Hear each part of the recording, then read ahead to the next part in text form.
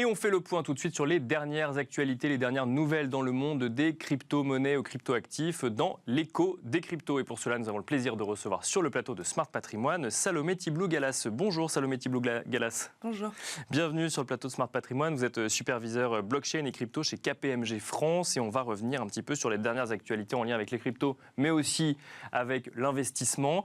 Et notamment sur ces ETF Bitcoin Spot dont on a beaucoup parlé à la fin de l'année 2023. La question était de savoir si oui ou non ils allaient être autorisés. Ils l'ont finalement été en janvier 2024. Ça fait donc 5-6 mois qu'on peut investir sur des ETF Bitcoin Spot aux États-Unis. Quel premier bilan on peut en tirer, Salomé Tiblou-Galas ? Eh bien, le premier bilan qu'on peut en tirer au bout de 5 mois, déjà, il apparaît que c'était le plus gros lancement d'ETF de l'histoire. Donc, selon les calculs de Bloomberg Intelligence, notamment sur les ETF lancés par Grayscale et BlackRock, qui sont deux gestionnaires d'actifs. On note qu'il y a plusieurs ETF Bitcoin Spot qui ont été lancés en même temps.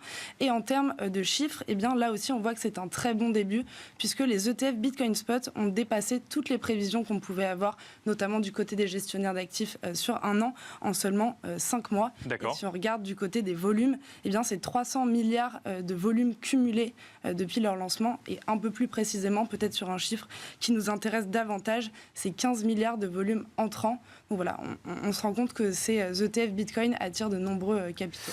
Et ça, on peut l'expliquer comment ? C'est parce qu'il y a eu un tel traitement médiatique que ça a permis cet engouement, parce qu'il y a une volonté d'aller diversifier ses investissements sur ce type d'actifs. Quelles sont les clés d'explication qu'on peut trouver ? Oui, alors il y a plusieurs raisons. En effet, il y a aussi une raison culturelle. Aux États-Unis, ils ont l'habitude d'investir sur ce type d'actifs. Mais la principale raison, c'est que c'est un moyen pour des nouveaux entrants d'investir en Bitcoin, notamment des investisseurs institutionnels ou professionnels qui, du coup, via ces instruments-là, peuvent s'exposer à du Bitcoin de manière indirecte avec des titres financiers traditionnel, là où acheter du Bitcoin en direct, ça pouvait être un peu plus compliqué d'un point de vue réglementation, d'un point de vue fiscalité. C'est ça, ça permet quand même d'aller s'exposer à Bitcoin sans prendre le risque de sortir d'un schéma de finance traditionnel, et c'était d'ailleurs la promesse un petit peu en début d'année sur ces ETF Bitcoin Spot. C'est exactement ça, et d'ailleurs on voit qu'il y a une pression acheteuse assez importante sur le Bitcoin, puisque le cours est quand même passé de 45 000 à 70 000 dollars en quelques mois avec l'acceptation de ces ETF. Il a même dépassé son plus haut historique pour la première fois avant le halving. Donc voilà, on voit qu'en effet, il y a beaucoup de nouveaux entrants sur ce marché via ces instruments. Oui, au point d'ailleurs que le halving n'a pas finalement eu l'effet escompté, puisqu'on se rend compte qu'une bonne partie de la hausse avait été réalisée avant ce fameux halving de Bitcoin. Oui, alors là, ça c'est encore une question, je pense, qui sera étudiée dans les prochains mois. D'accord, c'est trop tôt pour regarder aujourd'hui. C'est un peu trop tôt pour regarder. Souvent, la montée historique du Bitcoin qui suit les halvings arrive plutôt dans les quelques mois qui suivent. Donc je pense que ce sera intéressant de regarder ça à la fin de l'été. Alors, on parle de Bitcoin, mais il n'y a pas que Bitcoin, il y a d'autres crypto-actifs, et notamment Ethereum. Alors, il y a des questionnements autour potentiellement d'ETF sur la blockchain Ethereum, mais il y a aussi et surtout la façon dont la SEC regarde Ethereum. Et celle-ci commence à finalement... Alors, elle valide jamais explicitement, mais implicitement, elle donne des indications quand même sur la façon dont elle voit Ethereum. Exactement. Donc, des ETF adossés sur l'Ethereum au comptant, encore une fois, ont été acceptés par la SEC, donc la Security and Exchange Commission, qui est le régulateur américain, il y a quelques semaines. Donc voilà, c'est un grand pas pour l'écosystème. Ils n'ont pas encore été lancés, ils devraient être lancés courant de l'été, en tout cas dans les prochains jours.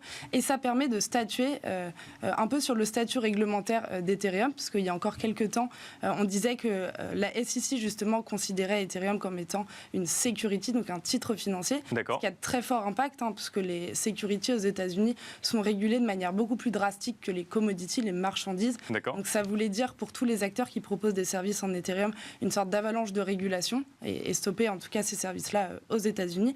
Et bien avec l'acceptation de ces ETF, il semblerait que le régulateur ait fini par statuer en faveur d'Ethereum en tant que commodity. Et d'ailleurs, ils ont arrêté les poursuites qu'ils avaient envers Consensus, la société mère d'Ethereum, en tout cas à ce sujet-là. Quand on dit « il semblerait », c'est-à-dire que rien n'a été dit officiellement, simplement on en déduit du comportement de la SEC qu'on traiterait plus un ETF Ethereum comme une commodity, comme une security, c'est ça? Exactement, on prend toujours des précautions de langage parce que c'est vrai qu'aujourd'hui, il n'y a toujours pas de définition claire des crypto-monnaies aux États-Unis.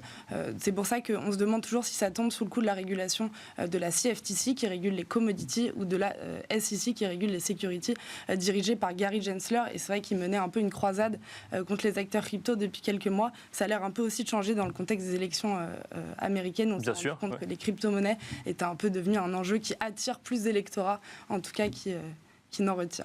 On en avait effectivement parlé sur ce plateau. Alors là, on parle des 2 crypto-monnaies les plus connues. Est-ce que ça veut dire est-ce que ça ouvre la voie à d'autres ETF sur d'autres crypto-monnaies, sur la manière dont elles sont traitées effectivement par le régulateur américain? Eh bien, c'est toute la question. C'est que maintenant que Ethereum et Bitcoin ont été acceptés en tant que collatéral pour des ETF, on peut considérer que c'est des commodities et ça a été fait en grande partie sur un critère de décentralisation, parce que c'est ça aujourd'hui qui permet de les ranger dans la catégorie security ou commodity. Donc on se pose la question pour les autres crypto-monnaies. Encore une fois, pas de définition claire, donc c'est assez compliqué de les ranger.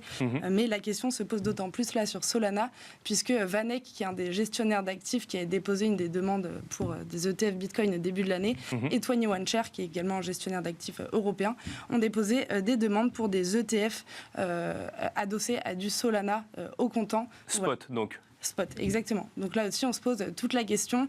Ça dépendra de différents facteurs. Peut-être que les élections américaines et leur issue peuvent aussi avoir un impact là-dessus.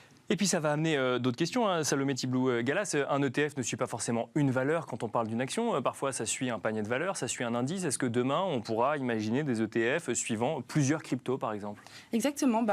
Du coup, il y a en effet la question du Solana, mais en tous les cas, la conviction qu'on a, c'est qu'on va voir arriver dans les prochains mois énormément de demandes d'ETF sur d'autres crypto-monnaies, mais aussi des demandes d'ETF avec plusieurs sous-jacents, des ETF hybrides. Et d'ailleurs, Vanek a déjà déposé une demande pour un ETF ETH et Bitcoin, à voir comment ça le compose. Alors que l'ETH n'est même pas encore totalement officiellement sorti, mais déjà on anticipe la suite de pouvoir mixer Bitcoin et Ethereum, par exemple. Exactement, et peut-être même avec du Solana ou d'autres crypto-monnaies par la suite. Si elles sont autorisées également. Merci beaucoup Salomé Tiblou-Galas de nous avoir accompagnés dans l'émission Smart Patrimoine. Je rappelle que vous êtes superviseur blockchain et crypto chez KPMG France. Merci beaucoup. Merci. Et quant à nous, on se retrouve tout de suite dans Enjeu Patrimoine.